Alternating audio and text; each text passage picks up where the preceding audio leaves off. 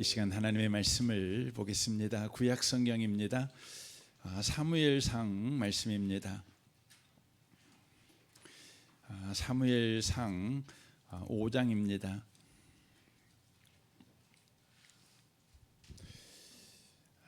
사무엘상 5장입니다. 1절 말씀부터 5절까지 말씀을 보겠습니다.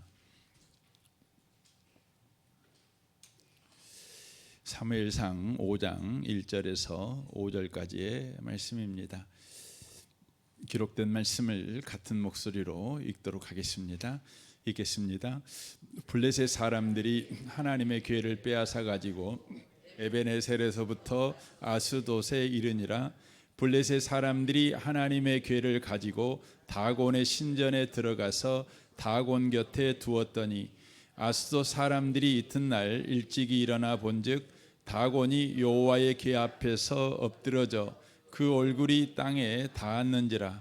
그들이 다곤을 일으켜 다시 그 자리에 세웠더니 그 이튿날 아침에 그들이 일찍이 일어나 본즉 다곤이 여호와의 궤 앞에서 또다시 엎드려져 얼굴이 땅에 닿았고 그 머리와 두 손목은 끊어져 문지방에 있고 다곤의 몸뚱이만 남았더라. 그러므로 다곤의 선지자들이 제사장들이나 다곤의 신전에 들어가는 자는 오늘까지 아스돗에 있는 다곤의 문 지방에 밟지 아니하더라. 아멘. 아멘. 함께 예배하는 모든 분들 가운데 이 말씀의 축복이 함께 하시기를 주님의 이름으로 축원합니다. 우리 사무엘 강의 8번째 말씀을 함께 나누기를 원합니다. 이스라엘과 블레셋이 전쟁을 이렇게 했습니다. 1차에 패하게 되었죠. 그때 이스라엘 사람들이 하나님이 우리와 함께하지 않으니까 이 전쟁에서 패했다 해서 실로에 있는 하나님의 궤 곧 언약궤를 바로 가지고 오게 되어집니다. 언약궤를 가지고 오면 바로 이 전쟁에서 승리할 수 있다고 그들은 바로 믿었기 때문에 그렇습니다. 그들은 그 언약궤를 마치 부적처럼 미신신앙으로 언약궤 자체가 어떤 신성한 능력, 어떤 놀라운 능력이 있는 것처럼 그 언약궤가 우리 가운데 있다면 블레셋과의 전쟁에서 이길 수 있다, 이 생각을 바로 그들이 가진 것입니다. 그러나 결과는 어떻게 되었습니까? 블레셋에 완전히 패하게 되어집니다. 그리고 그 전쟁으로 말미암아서 엘리 제사장의 두 아들이 바로 죽게 됩니다. 그리고 언약궤도 바로 빼앗기게 되는 것이죠. 이 소식을 엘리가 듣고 거꾸러져 목이 부러져서 엘리도 죽습니다. 그리고 그 엘리의 며느리였던, 그러니까 비느하스의 아내였던 여자가 임신하여 이제 아이를 낳게 되는데 여호와의 궤를 빼앗겨 버렸고 자기 남편과 또 시동생이죠, 죽었다는 소식을 그가 듣습니다. 그리고 그 여자가 이야기하는 이야기가 21절에 이렇게 기록이 되어 있습니다. 이르기를 영광이 이스라엘에게서 떠났다 하고 아이 이름을 이가붓이라 하였으니 하나님의 궤가 빼앗겼고 그의 시아버지와 남편이 죽었기 때문이며, 또 이르기를 하나님의 궤를 빼앗겼으므로 영광이 이스라엘에게서 떠났다 하였더라라고 말하고 있습니다. 비느하스의 아내 된 이 여자가 지금 이스라엘의 영광이 떠나버렸다, 지금 이렇게 지금 이야기를 하고 있는 것이죠. 하나님의 궤를 블레셋에 빼앗겨 버렸고 그 집안이 다 몰락해 버린 겁니다. 다 죽어버린 것이죠. 그래서 하나님의 영광이 떠났다, 이렇게 지금 그 여자가 이야기를 하는데 이 여자의 진단은 참된 진단이 아니었습니다. 왜냐하면 이 여자가 말한 하나님의 영광이라고 하는 것은 바로 타락한 남편과 그 제사장 가문이 누릴 특권과 권세를 가리키고 있었기 때문에 그렇습니다. 다시 말하면 그 자신이 누렸던 사회적 지위와 보호막이 사라져 버린 것을 하나님의 영광이 사라져 버린 것이라고 착각을 한 것입니다. 성경이 말하는 하나님의 영광이 뭡니까? 그것은 하나님의 임재가 바로 실제적으로 드러나는 증거, 실제적 증거가 뭐냐면 영광입니다. 그러니까 우리 가운데 계신 하나님은 안 보이시잖아요. 그런데 그 안 보이신 하나님께서 우리 가운데 계신다는 실제적 증거를 드러내는 것을 가르쳐 하나님의 영광이라고 그렇게 말하는 것입니다. 우리가 하나님의 영광을 보기를 원합니다. 이렇게 말을 하는 건 뭐냐면 보이지 않는 하나님이 이곳에 우리와 함께하고 있다는 실제적 증거가 드러나는 바로 우리의 예배가 되기를 원하고 또 우리의 기도가 되기를 원하며 우리 인생이 되기를 원한다는 것 아니겠습니까? 우리가 하나님께 영광을 돌립니다. 이렇게 말하는 것은 보이지 않는 하나님께서 바로 일 가운데 하나님께서 함께하고 있다. 이것의 증거를 드러내 보였을 때 우리가 그것을 보고 하나님께 영광을 돌립니다. 이렇게 하는 것이죠. 우리는 보통 하나님께 영광을 돌린다는 말을 우리가 성공을 해서 이 성공은 하나님께 영광을 돌립니다. 이 성공으로 이렇게 생각을 하는 경우가 많은데 정확한 표현은 이 성공이 하나님께서 우리 가운데 함께 하신다는 증거입니다. 라는 측면에서 하나님께 영광이 된다는 것이죠. 그러므로 저와 여러분이 우리의 어떤 수고를 통해 우리가 어떤 성과를 내고 어떤 성공을 했을 때 또 그것으로 우리가 하나님께 영광을 돌려야 되겠다라고 생각하는 것은 그것은 하나님의 영광과 한참 거리가 먼 것이라는 것입니다. 저는 이 밤에 오신 복 있는 분들이 보이지 않는 하나님께서 우리와 함께 하고 계시지요. 그런데 그 증거가 날마다 여러분과 저의 삶에서 확인되어지고 또 그것을 여러분과 제가 경험함으로 하나님께 영광을 돌리는 삶을 살아가시는 복 있는 분들이 꼭 되셨으면 좋겠습니다. 모두 다 하나님이 하신 일입니다. 이것도 하나님이 하신 일이고 저것도 하나님이 하신 일입니다. 함께 하신 하나님께서 과연 함께 하신다는 것을 우리 가운데 바로 드러내셨습니다. 그것이죠.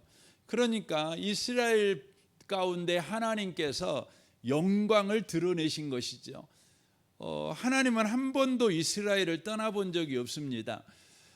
그런데 지금 하나님의 영광이 나타나고 있는 거죠. 그 방식이 뭐냐면 바로 언약궤를 블레셋이 빼앗아가 버린 것입니다. 그리고 엘리 제사장의 가문이 다 멸문지약을 당해버린 것입니다. 그것이 하나님의 영광이 떠난 증거가 아니라 반대로 하나님의 영광이 나타난 증거입니다. 왜 그렇습니까? 하나님은 거룩하신 하나님이십니다. 하나님은 하나님의 이름이 부끄러움을 당하는 것을 절대 용납하지 않습니다. 하나님의 이름을 가지고 하나님을 만홀히 여겨요. 그러면 하나님은 그것을 그냥 눈 감아 버리시는 분이 아니십니다. 하나님은 반드시 하나님의 영광을 드러내셔서 하나님은 거룩하신 분이라는 것을 바로 우리 가운데 드러내시는 바로 하나님이시라고 하는 것입니다. 이 밤에 오신 복 있는 성도 여러분, 여러분이 혹시 사업이 잘 안 되고 또 요즘 몸이 안 좋고 또 요즘 가정에 우환이 있고 그래서 여러분 가운데 나는 요즘 하나님이 우리와 함께하지 않는 것 같아 이런 생각이 여러분 드시는 분이 계신가요? 그러면 여러분과 제가 살펴보셔야 됩니다. 뭘 살펴보셔야 되냐면 여러분에게 일어나는 그 일이 바로 여러분이 하나님을 떠난 까닭에 일어나는 일이라면 그것은 반대예요. 하나님이 여러분과 함께 하시기 때문에 그런 일들이 일어나는 것입니다. 그건 하나님의 영광이에요.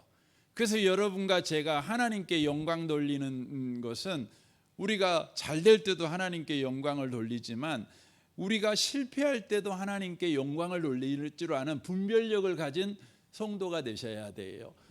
우리는 그냥 눈에 보이는 것으로 내 마음에 들면 하나님께 영광이요, 하나님이 나와 함께 하셨고, 내 마음에 안 들면 또 나를 불편하게 하고 내가 어려움을 당하면 그냥 이거 하나님이 나를 지금 떠났다, 하나님이 나에게 요즘 관심도 안 갔나 봐, 이렇게 우리는 판단해 버리는 경향이 있다고 하는 것이죠. 저와 여러분에게 늘 분별력이 있어서 내가 실패할 때에도 이거 하나님이 나와 함께 하신 증거다, 하나님이 지금 내 인생 속에서 일하고 있는 증거다, 이렇게 분별할 줄 알고 하나님 앞에 드려야 될 마땅한 영광을 올려드릴 줄 아는 저와 여러분이 되셔야 된다는 것입니다. 5장도 계속해서 하나님의 영광이 드러나는 사건을 지금 다루고 있는 내용입니다. 블레셋이 이스라엘과 전쟁을 해서 승리를 했지요. 그래서 전리품으로 언약궤를 탈취했습니다. 언약궤를 빼앗았습니다. 그리고는 그 언약궤를 어디로 가지고 가냐면 다곤 신전에 가지고 가갖고 다곤 신상 앞에다가 이 언약궤를 뒀다, 이렇게 오늘 성경이 이야기를 하고 있습니다. 이 다곤 신은 블레셋 사람들이 가장 높이는 블레셋 사람의 최고의 신입니다. 이 다곤이라는 뜻은 히브리어로 곡식이라는 뜻을 가지고 있습니다. 그러니까 이 다곤 신은 곡식의 신, 풍요의 신, 이렇게 여러분이 바로 이해하시면 되겠습니다. 언약궤는 이 크기 자체가 굉장히 작아요. 이게 길이는 한 113cm 정도 되고, 높이와 이 폭 자체는 동일한데 68cm 정도 됩니다. 그러니까 지금 여러분이 지금 앉아 있는 그 책상이 있잖아요. 책상이 이게 한 얼마나 될까요? 한 160 정도, 180 정도 아마 될란가 모르겠습니다. 그러니까 지금 여러분 2개 의자 정도의 길이 이 정도 된다고 생각하시면 됩니다. 높이는 이게 아마 78인가 몇인가 되니까 거기서 한 10cm 정도 적게 생각하시면 돼요. 직사각형의 네모난 상자가 바로 언약궤입니다. 그러니까 이 언약궤는 여러분 생각할 때는 굉장히 위험이 있고 굉장할 것 같은데, 사실 언약궤는요 그냥 볼품이 없는 그냥 상자에 불과한 것입니다. 그에 비해서 이 다곤 신은 성경상에 정확하게 다곤 신이 얼마나 큰 신상인지에 대한 이야기를 성경이 하지 않습니다. 그러나 고고학이 발전하면서 고대 근동에서 있었던 신상들이 발굴되면서 대체적으로 성경 고고학자들은 이 다곤 신의 이 신상 크기가 약 한 3m 정도는 될 것이다, 이렇게 봅니다. 3m 정도 되는 그 크기의 신상이라고 하는 거죠. 그러니까 언약궤는 조그마한 그냥 괴짝이잖아요. 근데 그에 비하여 다곤 신은 그냥 3m가 넘는 큰 신상이죠. 그러니까 큰 신상 앞에 이 언약궤, 볼품 언약궤가 지금 옆에 있는 겁니다. 여러분 고대 근동 문화에서는 전쟁이라는 것을 신들의 전쟁으로 이해합니다. 그러니까 신과 신이 싸우는 것입니다. 그러니까 자기 민족이 섬기는 신과 저 민족이 섬기는 신이 서로 싸우는 것입니다. 그래서 전쟁에서 이긴 민족이 진 민족에게 가는데 왕궁도 다 약탈해 가지만 그들의 신상, 그러니까 신전에 들어가서 모든 걸 약탈해 갑니다. 약탈해 갈 때에 그들의 신상을 목을 그냥 이렇게 묶어가지고 그 줄로 묶어가지고 갖고 갑니다. 그래가지고 그 자기들의 신상 앞에다가 가지고 갑니다. 여러분 예루살렘이 바벨론에 의해서 완전히 초토화되고 바벨론 성전이 완전히 무너졌지요. 그때에 바벨론 사람들이 어떻게 합니까? 성전 안에 있는 모든 성구를 가져갑니다. 여러분 하나님의 성전 안에는 하나님의 신상이 없기 때문에 신상은 안 가져가죠. 없으니까. 대신 거기에 있는 모든 성구들을 다 가져갑니다. 그럼 어디에다 둡니까? 그들이 섬기는 마루두기라고 하는 최고 신을 섬기는 신전에 가지고 갖다가 두는 겁니다. 그건 뭐하고 똑같으냐면 상대방 상대방을 잡아가지고 왕을 잡아가지고 그 사람을 바로 자기들의 왕 앞에 포로로 노예로 무릎을 꿇는 행위입니다.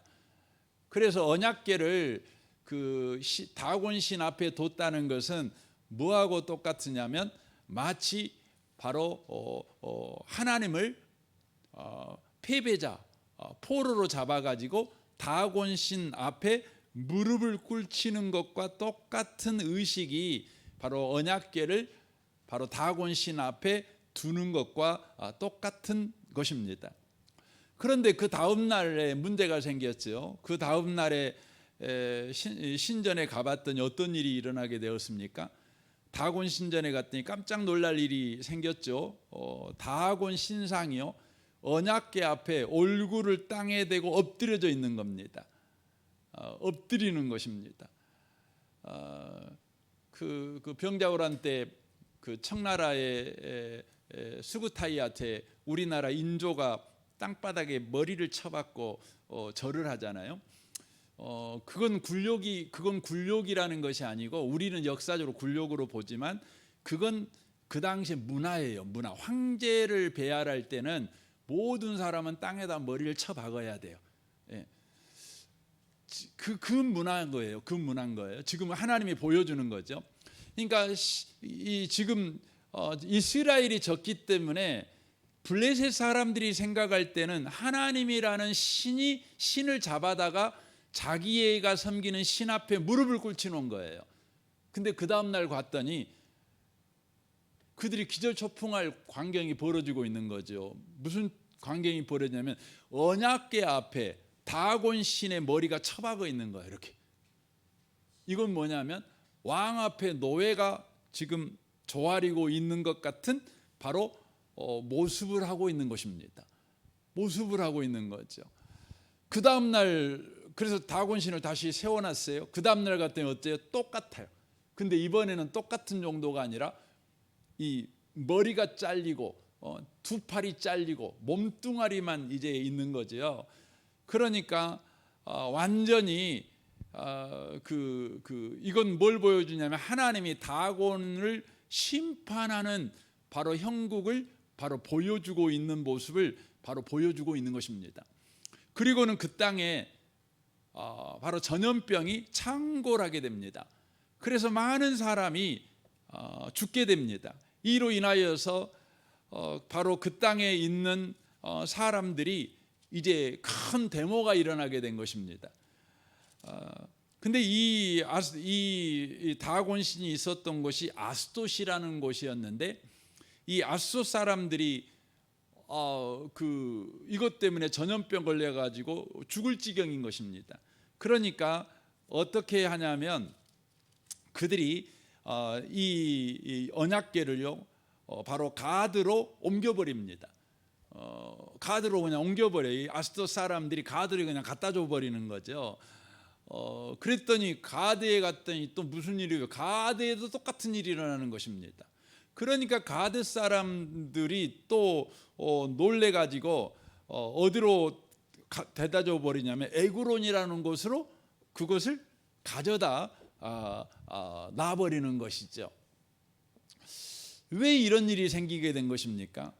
이런 일이 생기게 된 것은 블레셋이 언약궤를 이해하는 것이 이스라엘, 즉 타락한 이스라엘 민족과 동일한 이해를 가지고 언약궤를 바로 그들이 대했다는 것입니다.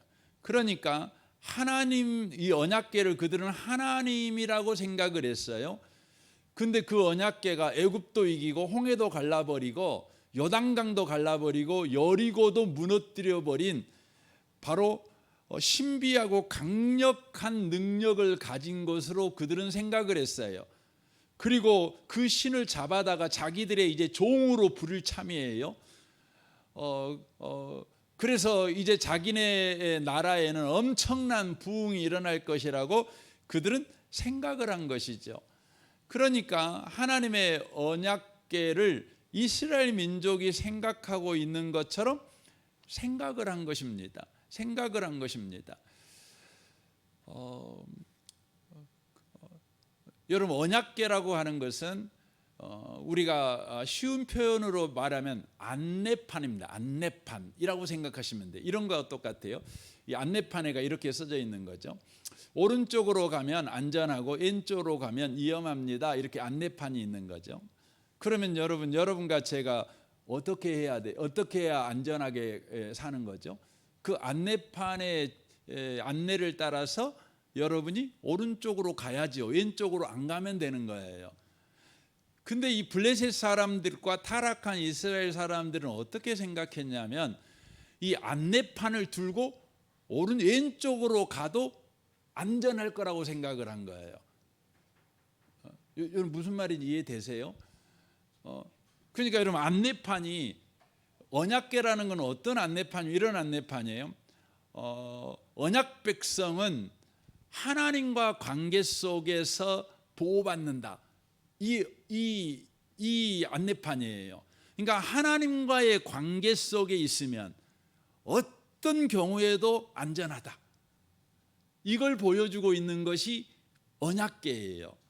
그러니까 이것은 반대 부정문으로 만들면 어떤 말이 되냐면 하나님의 하나님과 바른 관계 가운데 있지 아니하면 어디를 가도 위험하다. 어디를 가도 재앙이야. 라는 안내판이에요. 이게 뭐냐면 언약궤예요. 왜냐하면 이 언약궤의 내용 안에가 들어가 있는 것이 뭐냐면 인간의 범죄 증거. 그러니까 인간은 심판받아 마땅해. 인간은 지옥 가도 할 말 없어. 이 증거예요. 근데 이 증거가 있음에도 불구하고 인간이 멸망하지 않는 건 뭐지요? 바로 이에 속죄소가 있죠. 소위 바로 하나님 어린 양의 피로 우리의 죄가 덮어버려 버려지는 지극히 큰 은혜의 장소, 시은소라고도 하지요. 그러니까 바로 이 일을 베푸신 하나님과의 관계 속에 있게 된다면 지옥 가야 마땅한 인간도 어떤 상황, 어떤 형편, 어디를 가든지 하나님께서요 그를 구원해 주셔요. 그를 보호해 주셔요. 하지만 하나님과의 언약 관계, 하나님과의 바른 관계 가운데 있지 아니하면, 언약 관계 가운데 있지 아니하면 그가 어디로 가든지 그는 멸망하는 거죠. 근데 타락한 이스라엘 사람들은 어떻게 했죠? 하나님과 바른 관계 가운데 있지 않으면서도 그 안내판만 들고 가면 우리는 안전해라고 생각한 거예요. 언약궤만 들고 가면 안전해. 근데 블레셋 사람들도 그렇게 생각한 거예요. 여러분과 제가 오늘 말씀을 통해서 하나님이 주시는 메시지를 들으셔야 됩니다. 오늘날 세계가 똑같아요. 오늘날 세계가요. 그 하나님께서 우리에게 이렇게 안내로 하나님의 메시지를 우리에게 이렇게 줬거든요. 그런데 그것을 오용해요. 그러므로 말미암아서 하나님은요 하나님의 영광을 드러내셔요. 그러니까 블레셋이 하나님의 말씀대로 바른 하나님과의 관계를 맺는 일에 언약궤를 쓰지 않고 언약궤만 있으면 우리는 안전해 라고 생각하며 그 언약궤를 오용할 때에 이 블레셋 땅에 큰 재앙이 바로 임했던 것 같이 오늘날에도 저와 여러분의 인생에 이런 일들이 일어나고 있다는 거죠. 인류 역사를 보면 이런 일은 비일비재하게 많이 일어나고 있는 것을 우리가 보게 되어집니다. 여러분, 하나님은 성경을 왜 주셨냐면 디모데후서 3장 15절에 이렇게 말씀합니다. 또 어려서부터 성경을 알았나니 성경은 능히 너로 하여금 그리스도 예수 안에 있는 믿음으로 말미암아 구원에 이르는 지혜가 있게 하느니라 라고 말씀합니다. 그러니까 성경을 주신 목적이 뭐냐면 구원에 이르는 지혜를 얻게 하기 위해서. 그러니까 구원에 이르는 지혜가 뭐죠? 예수 믿으라고 우리에게 성경을 주셨어요. 그래서 요한복음 20장 31절에 오직 이것을 기록하면 너희로 예수께서 하나님의 아들 그리스도이심을 믿게 하려 하며 또 너희로 믿고 그 이름을 힘입어 생명을 얻게 하려 함이라. 그러니까 이 성경책을 주신 이유는 명약 관하예요. 그게 뭐냐면 예수 믿고 살라는 거예요. 예수 믿고 살라고 바로 성경을 바로 주셨어요. 그런데 인류는요, 성경을 가지고 예수는 빼버리고 성경을 자기들 마음대로 쓰는 거예요.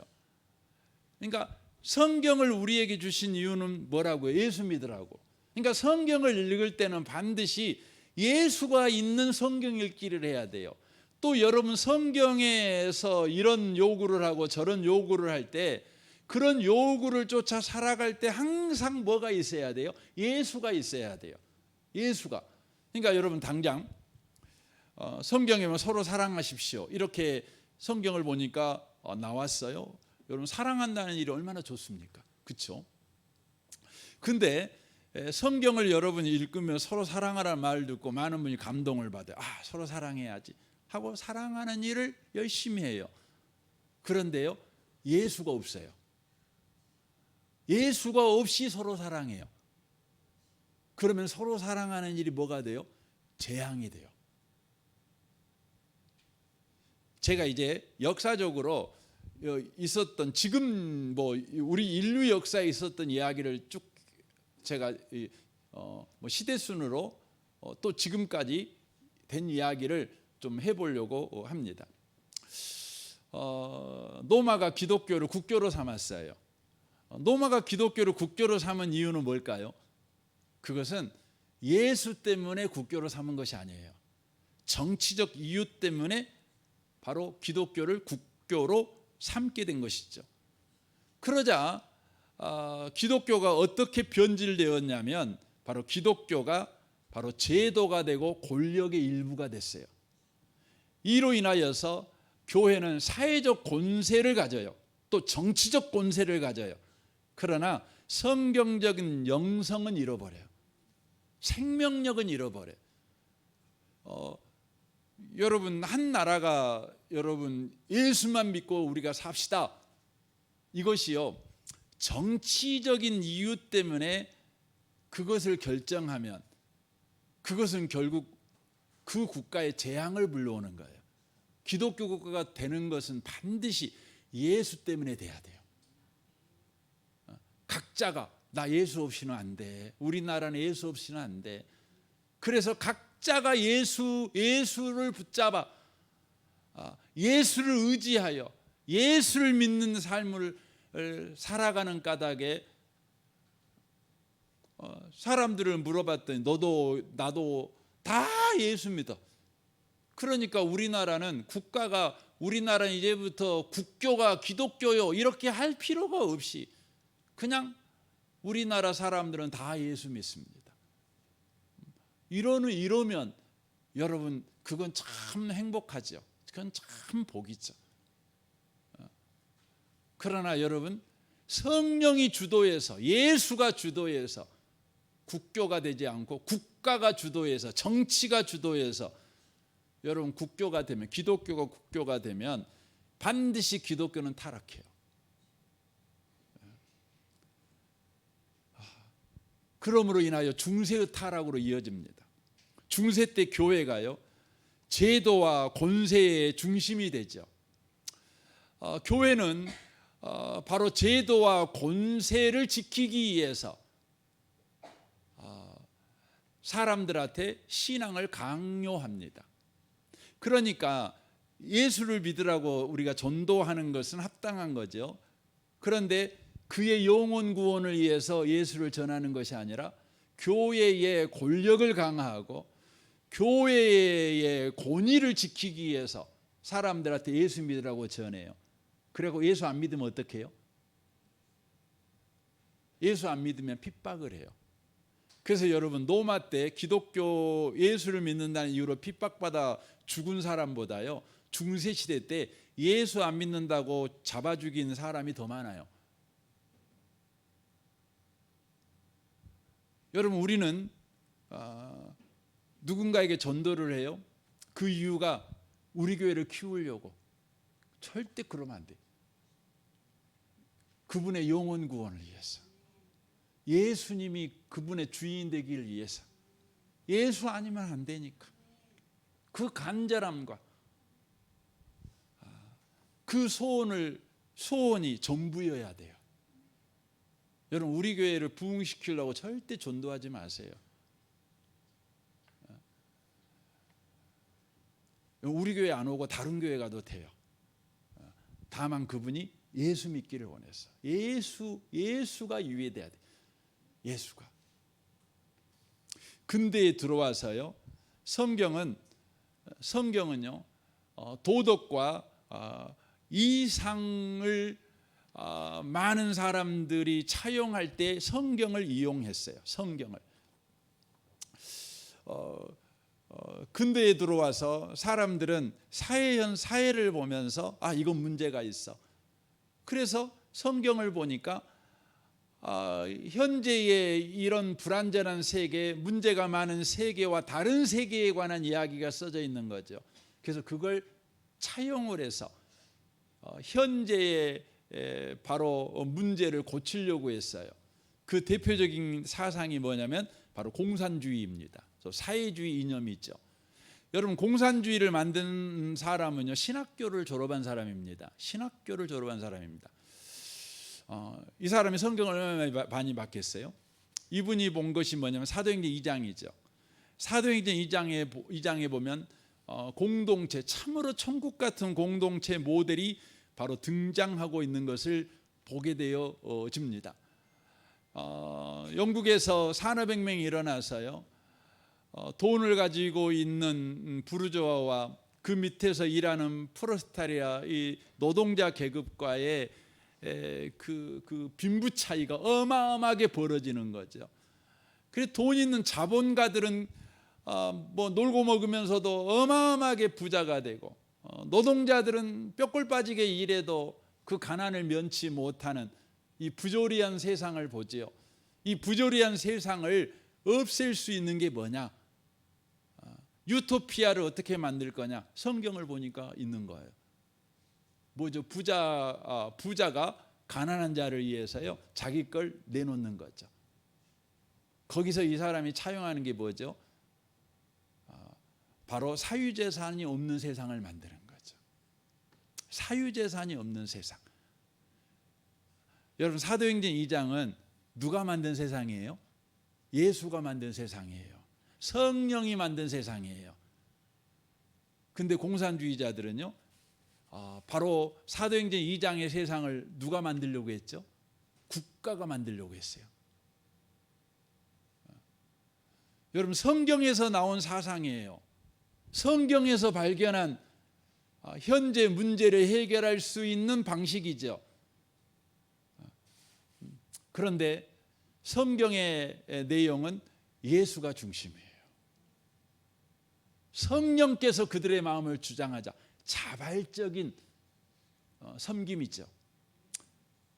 그런데 국가가 강제로 제도로 그것을 바로 만드는 거죠. 이로 인하여서 세상이 어떻게 됐죠? 여러분, 하나님 없는 사회주의, 성령이 없는 공동체, 예수가 없는 공동체는 지금 어떻게 됐죠? 여러분, 더 극심한 가난에, 더 극심한 여러분 그 부자와 가난한 그 빈부 차이를 가지게 되었고, 평등이 더 무너진 계급 사회가 돼버렸고, 폭력과 억압이 일상사인 세상이 되어버렸고, 전쟁 광인 나라들이 다 돼버렸잖아요.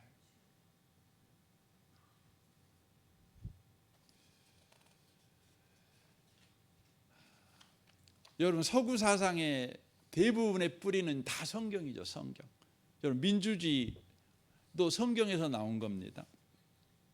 이 삼위일체 하나님을 보면서 상권분립이라는 것이 바로 나오게 된 것이죠. 그런데 요즘 민주주의를 봐보세요. 우리 과거의 민주주의는 그렇지 않았어요. 여러분, 민주주의, 서구의 민주주의의 그 양 그 축이 있죠. 프랑스의 프랑스 혁명하고 영국의 명예혁명이라는 것이 있죠. 그런데 프랑스 혁명과 명예혁명은 완전히 다른 길을 걷습니다. 프랑스의 명예혁명을 통한 민주주의는요, 그 목표가 뭐였냐? 그러면 하나님을 없애버리는 거예요. 목표가 하나님을 없애버리는 거예요. 성경을 없애버리는 거예요. 그래서 하나님 없는 민주주의를 지향하는 거죠. 여러분 프랑스를 실제 가보신 분들 계실 거예요. 여러분 프랑스는요, 여러분 그 사람들이 그 여행하기 좋은 나라라 그러죠. 절대 그렇지 않습니다. 여러분 프랑스는 지금 굉장히 빨리 망해가고 있죠. 프랑스라는 나라에서 사람들이 지금 그 몰리는 건 파리밖에 없어요. 근데 파리도요, 안전한 곳이 없어요. 제가 실제 파리 갔을 때 영국으로 건너가기 위해서 그 기차를 타야 되는데 가이드 하시는 분이 말했어요. 버스에서 내리자마자 좌우 앞뒤도 보지 말고 무조건 달리라고 그러더라고요. 왜요? 그랬더니 너무 치안이 불안하니까. 우리나라 민주주의도 그렇죠. 하나님은 없잖아요. 백성만 있잖아요. 그러니 여러분 민주주의의 시작은 성경이었는데 거기서 하나님을 빼버린 거예요. 성령을 빼버리는 거예요. 예수를 빼버리는 거죠. 성경은 예수를 주목하라고 주신 거잖아요. 근데 성경에서 예수 빼고 민주주의만 빼갖고 하니까 무슨 일이 벌어져요? 지금 이 나라의 민주주의가 민주주의입니까? 아니요, 여론 정치죠. 대통령이 되려면 어떻게 해야 돼요? 국민의 눈치를 보면서 그냥 어마어마한 그 국민들이 원하는 거라면 그냥 무엇이든지 해서 인기를 얻으려고 하는 것이죠. 그래서 대중의 욕망을 충족시키는, 요즘은 대중 욕구 충족 시스템으로 이 민주주의가 변질돼 버리고 있는 거죠. 또 극단적 양극화로 가고 있는 거죠. 갈등을 낳고 있는 거죠. 여러분 민주주의가 정상화되려면 여러분 민주주의 가운데 뭐가 들어와요? 생명이 회복돼야 돼. 민주주의의 생명은 뭐예요? 예수의 예수. 성령이에요, 성령. 민주주의가 옳은 제도이어도요, 인간의 재성과 욕망이 그대로 노출되고 있다는 것을 우리는 놓치시면 안 돼요. 인간의 재성과 욕망에서 자유하게 하는 것은 무엇밖에 없어요? 예수밖에 없어요. 십자가의 보혈밖에 없어요. 여러분 요즘 여러분 중국은 민주주의가 아니잖아요. 근데 여러분 중국의 시진핑이가 이 서구의 민주주의를 비웃잖아요. 비웃어요. 여러분 그 중국의 정치 제도가 옳습니까? 아니잖아요. 그런데요, 시진핑이가 미국의 민주주의, 뭐 한국의 민주주의, 뭐 일본의 민주주의, 뭐 프랑스나 영국의 민주주의를 비웃습니다. 요즘 그런 판이 돼버렸어요. 왜요? 예수 빼쁘니까. 여러분 복지제도도 마찬가지예요. 여러분 복지제도는 어디서 나왔어요? 성경에서 나왔죠. 성경. 그래서 여러분 복지제도를 잘하는 나라들은 다 어느 나라예요? 여러분 기독교 국가였어요. 근데 여러분 아셔야 돼요. 기독교 국가들이 원래 복지는 다 어디서 했어요? 교회에서 했어요. 교회에서 성경의 말씀을 쫓아서 교회가 가난한 사람을 돕고 서로 연약한 사람 돕고 그런 거지요. 그래서 십시일반 모아갖고 또 섬기고 이렇게 한 거예요. 그런데 이 복지를 누가 가져갔어요? 국가가 가져갔어요. 국가가. 여러분 국가가 복지를 가져가고 지금 우리나라도 국가가 복지를 가져가잖아요. 노무현 대통령 이후부터요, 교회가 뭔 일을 하는 걸 다 뺏어 버렸어요. 복지하는 것을 국가가 하게 했어요. 여러분 우리나라 복지제도가 계속 유지될 수 있을까요? 지금 현재 우리나라가 복지제도를 하기 위해서 쓰는 1년 예산이 어마어마하잖아요. 어마어마합니다. 여러분, 스웨덴이라는 나라는 복지 천국이라고, 사람들이 천국 같은 나라로 생각을 했어요. 스웨덴이라는 나라도 여러분 기독교 국가잖아요. 다 교회가 원래 했어요. 근데 여기가 2차 세계대전 끝난 다음에 이제 사회주의가 들어왔죠. 왜냐하면 러시아하고 가까우니까 사회주의가 들어와가지고 기독교 국가인데 이제 국가가 국민을 책임져야 된다 하고 국가가 책임을 졌어요. 처음에는 아주 잘 된 것 같았어요. 하지만 지금은 어떻게 돼요? 여러분, 스웨덴이며 뭐 핀란드며 이런 복지국가라는 나라들이 있잖아요. 이 나라들이요 지금 심각한 문제를 가지고 있죠. 사람들이 노동을 안 하려고 해요. 왜 노동을 안 하려고 하냐? 안 해도 국가가 다 주니까. 두 번째, 노동을 해도 임금의 80%를 세금으로 떼가 버려요. 그럼 누가 일하고 싶겠어요?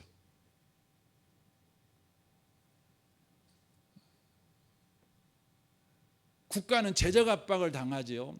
그리고 또 문제가 뭐예요?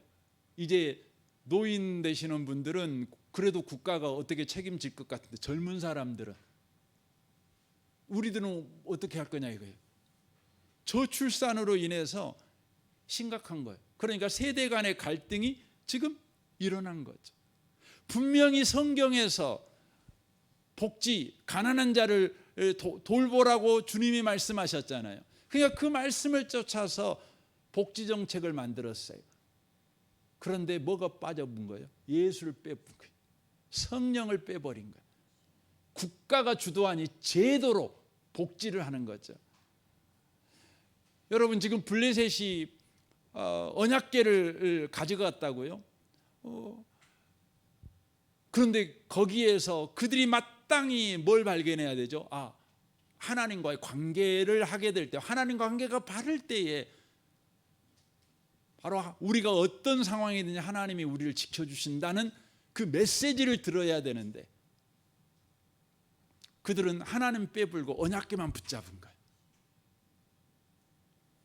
지금 서구 사회가 그런다니까요. 가난한 사람 돌봐야 된다는 건 붙잡았는데 성경을 정작 준 이유는 바로 예수 믿으라고, 가난한 자를 돌보라고 하는 궁극적인 목적은 뭐예요?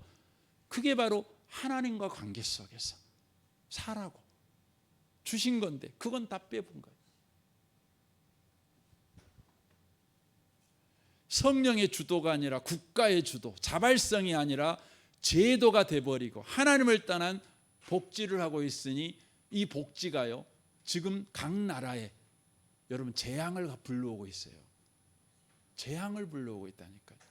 여러분, 우리나라도 이렇게 가면 복지 이 제도 때문에 여러분 우리나라에 재앙이 오는 거예요. 재앙이.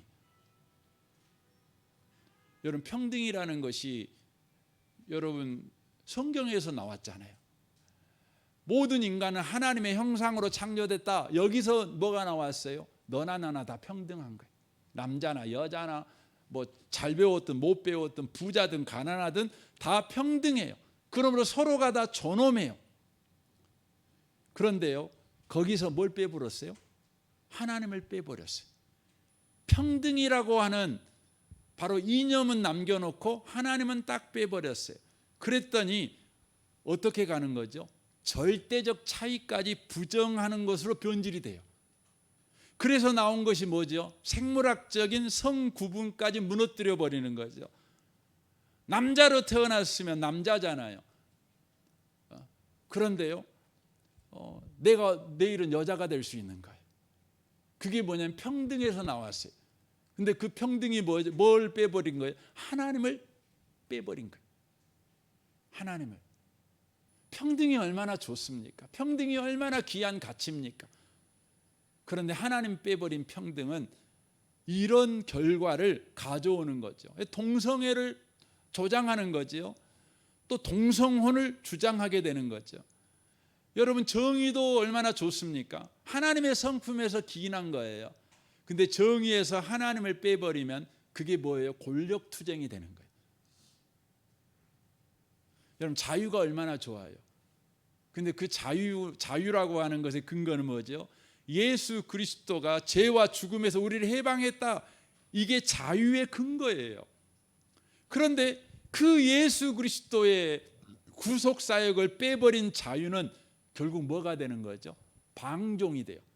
그래서 마약 중독, 성적 타락으로 이어지는 거예요. 죄와 사망에서 우리를 구원하셨잖아요. 뭐 하라고요? 거룩한 삶을 살라고요. 근데 예수 빼버리니까 자유가요, 네 맘대로 살아도 돼, 네 멋대로 살아도 돼가 돼버리는 거예요. 여러분, 인권이 얼마나 좋습니까?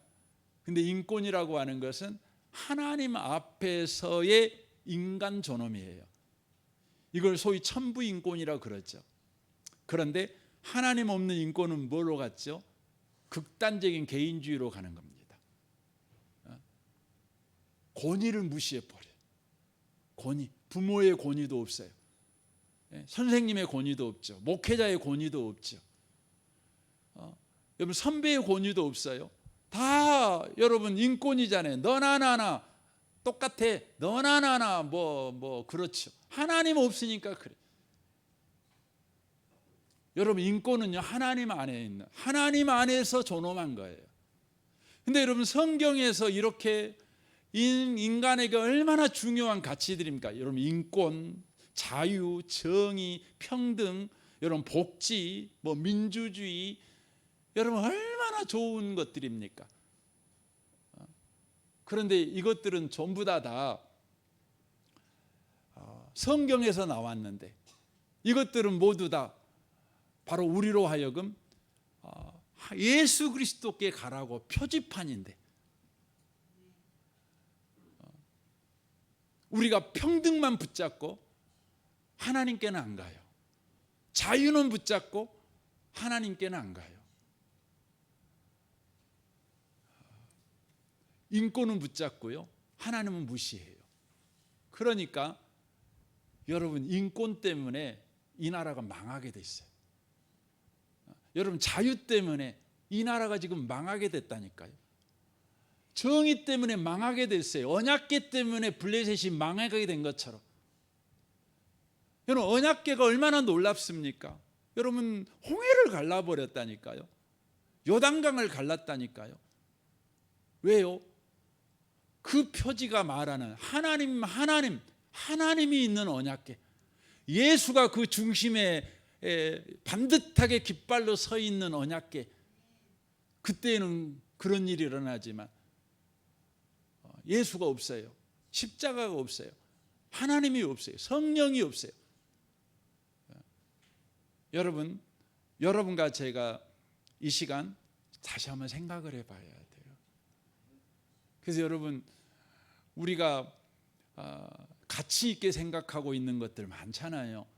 그런데 우리가 그런 가치 있는 것들을 우리가 지금 품고 있다고 할 때, 내가 예수 안에서 그걸 품고 있는가 항상 생각해 봐야 돼요.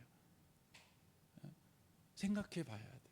여러분, 우리나라를 생각할 때요, 우리나라 얼마나 좋은 나라입니까? 그렇지만 여러분, 우리나라가 이것 때문에 망하게 됐다는 걸 아셔야 돼요. 그리고 여러분과 제가 기도하셔야 되죠. 주님, 이 나라에 예수 있는 인권이 있게 하옵소서. 예수 안에 정의가 있게 하시고, 예수 안에 평등이 있게 하시고, 예수 안에 정의가 있게 하십시오. 예수 안에 있는 민주주의가 되게 하시고, 성령이 중심된 복지가 살아나는 교회가 되게, 이 나라가 되게 해 주십시오.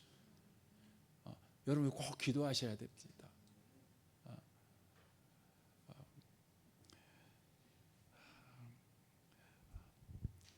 결론적으로 말씀을 드리겠습니다. 좋은 것조차도요, 하나님을 빼면 저주가 된다는 것, 절대 놓치지 마십시오. 우리 함께 기도하기를 원합니다. 이 시간에 우리 기도할 때, 주님, 하나님 따른 평등, 정의, 자유, 인권, 그것은 결국 자기 신격화로 귀결된다는 걸 알게 하시고, 나라의 파국과 가정의 파국과 공동체의 파국을 가져오는 저주를 가져온다는 걸 기억하고, 아무리 좋은 것도 예수 없으면 그것이 저주가 된다는 걸 꼭 기억하도록 주여 우리를 은혜를 주옵소서. 우리 다음 세대들이, 또 우리 장년 세대들이, 우리 노년 세대들이 예수가 있는 삶을 살아가게 하시옵소서. 성령으로 충만한 삶을 살아가게 하시옵소서. 예수가 있는 자유, 예수가 있는 정의, 예수가 있는 평등의 삶을 지향하게 하옵소서. 이 나라를 불쌍히 여겨 주옵소서. 이 시간에 우리 같이 한번 기도하기를 원합니다. 기도하겠습니다. 오 하나님 아버지, 감사합니다. 이 시간 주께 은혜를 구합니다.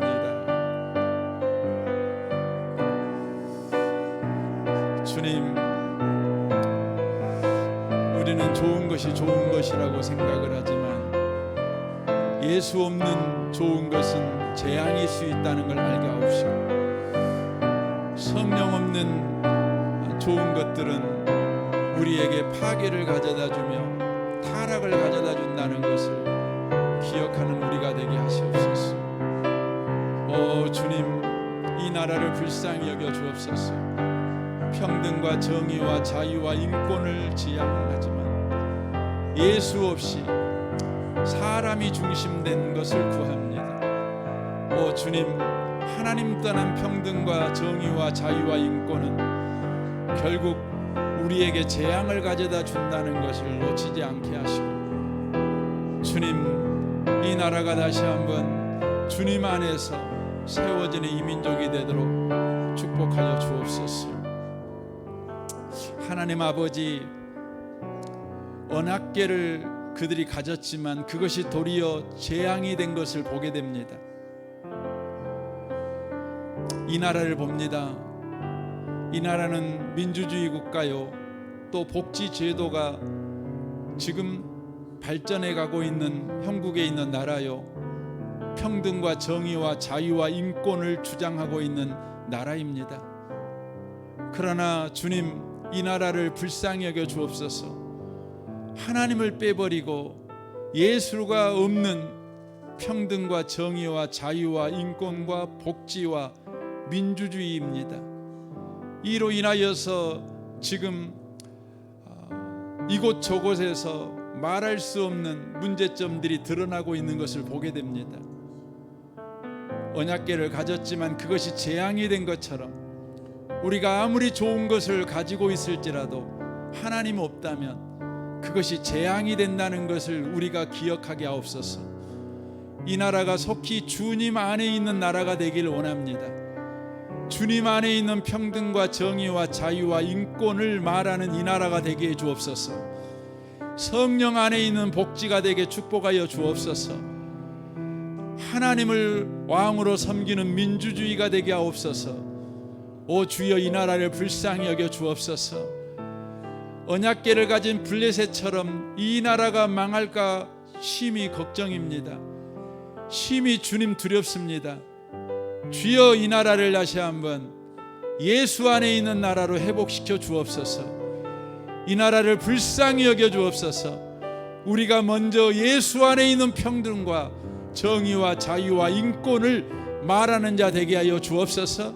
성령 안에서 주님 평등과 정의와 자유와 인권을 말하는 우리가 되도록 주여 우리를 먼저 성령으로 충만케 주옵소서. 이 밤에 주님을 찬양합니다. 예수님의 이름으로 기도합니다. 아멘.